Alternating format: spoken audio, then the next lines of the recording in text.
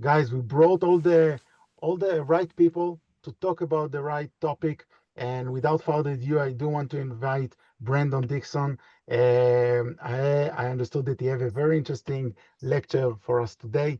So, Brandon, the stage is all yours. I'm All right, giving thank you you. the Yeah, permission to change the slides. perfect. Let me just advance it here. So what I'm going to be talking about today is just how AI has been evolving. In my former position at Microsoft, I launched Security Copilot. And then after that, I moved over into research where I was starting to look at the different companies and technologies that were emerging so that we could then feed that back into our product teams and really take advantage of it. And part of that was also looking at startups that were operating in security and using AI from the start. So this put me in a position where I talked to a lot of customers, prospects, internal teams to Microsoft, even companies themselves about what it is that they were doing. And since leaving Microsoft, I've shifted more towards building again, so entering a startup myself. But I've continued to pay attention to what's happening in the market because I think it's incredibly valuable for us as practitioners to see what happens. And so this here is like a slide that I used to flash up in my presentations. It wasn't really meant to be read. It was just meant to show the scale of all the different companies that are out there. I think the noteworthy element was when OpenAI released ChatGPT, they really gave us the first vertical stack of what an AI application could look like. And I think a lot of people very quickly started dissecting what are the individual layers that they're going to need to implement to build an application. And at the time, it was a bit chaotic. I think it's a little bit less chaotic now, but 2 years later, 2+ years later, I think we have a lot more companies that are focusing in on the horizontal pieces.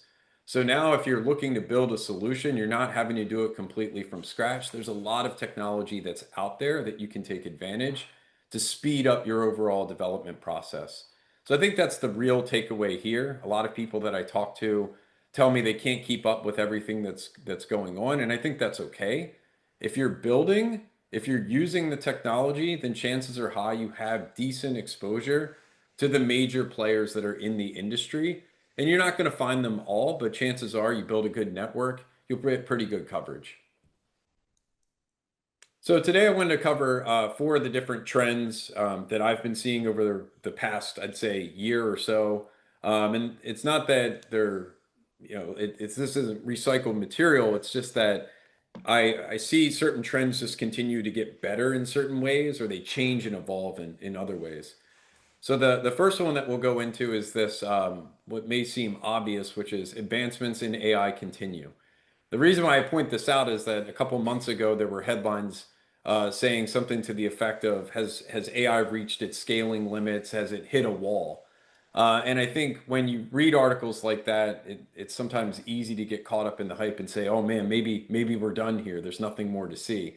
But that's certainly not been the case from my perspective. And if anything, there's been so much technology that's been released over the past 2.5 years. We haven't really gotten to explore just what's been released, let alone all of the new advancements that keep happening. So I took a couple different clippings from the past 30 days of headlines. Most noteworthy to me is that OpenAI and Google AI and the International Math Olympiad contest, both of those systems that they put in place, apparently achieved gold in the competition overall. And I think what's noteworthy about these systems, we don't know too much about them yet. I don't believe they're released, is that they did not use tools, they used text only.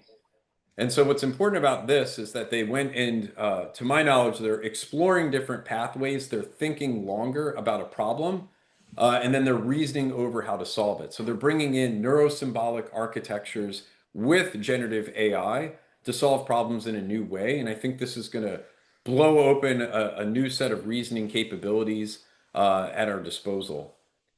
So I've also been keeping up with the open source, and the Chinese frontier labs there have been really crushing it, but there's a lot of good momentum in the open source community, especially around optimizations. So we've seen the Kimi K2 model and then quickly beat that on benchmarks a couple of days later. These models are typically quite large, but with architectural changes like mixture of experts, group detention, optimizations in KV cache, and then distillation and quantizing these models, you can now run really big models that are in the open source directly on consumer grade hardware. You don't need a tremendous amount of GPUs and you don't need a ton of memory. Now, of course, you might lose some quality in the mix there, but you can get a lot of privacy and local functionality without having to go and pay somebody or try to scale that up yourself. And then the last one that I would say is just speaking to the talent wars. I think what's most interesting here is folks that have good ideas that are achieving some sense of scale are getting acqui-hired into these larger businesses to keep pushing that forward. So the next trend would be that agents or agentics are now the default. They're everywhere. I think we saw this in marketing, in the past 9 months, and we're starting to see actual implementations come out. But to me, when I think about an agent, this is what it is made of. It's actions, knowledge, memory, orchestration, and identity. And I think there's always a slightly different view of how you would break this apart.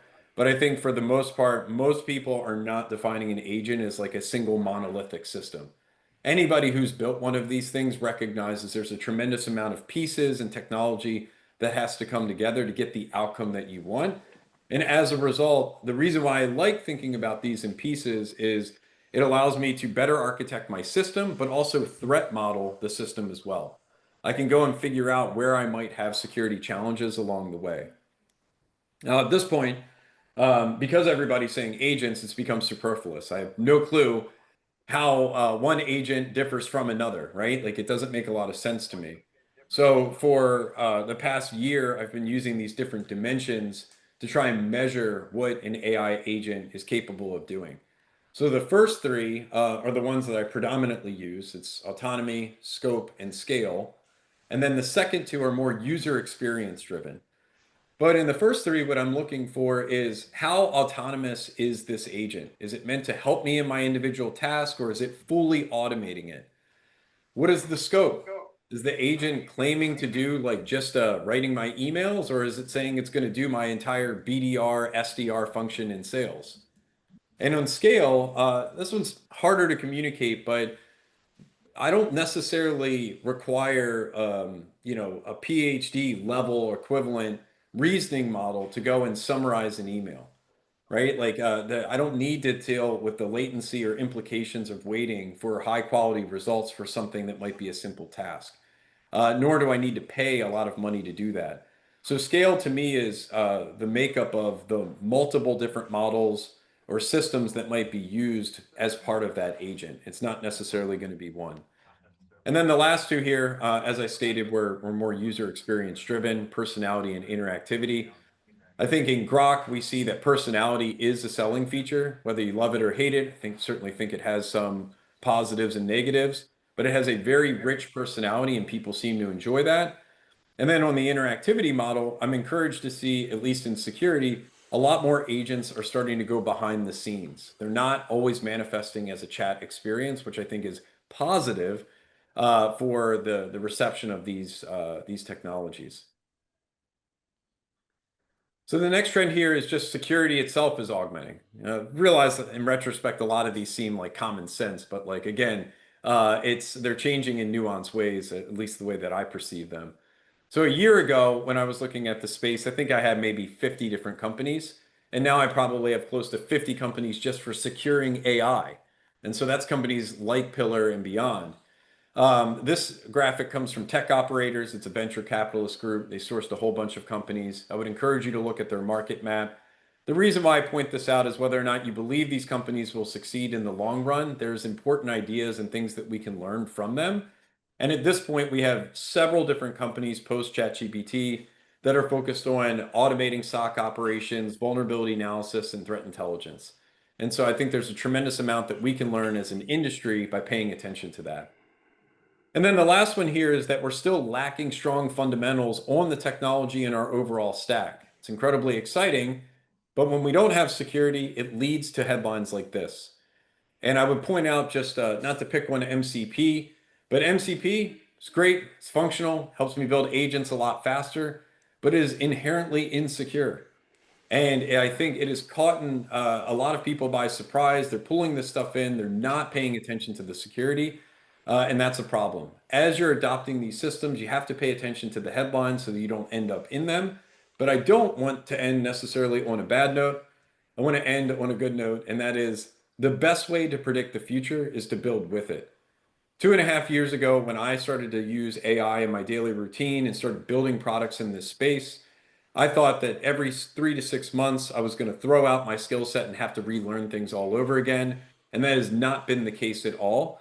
The companies and individuals that are taking advantage of AI right now are in the best possible position to understand its benefits, where it's going to shine, and how it's going to actually help their business. And I've been happy to partner with Pillar just because of their holistic view. I'm going to hand things over to Dor to explain how software is changing and how we're able to secure this new AI frontier.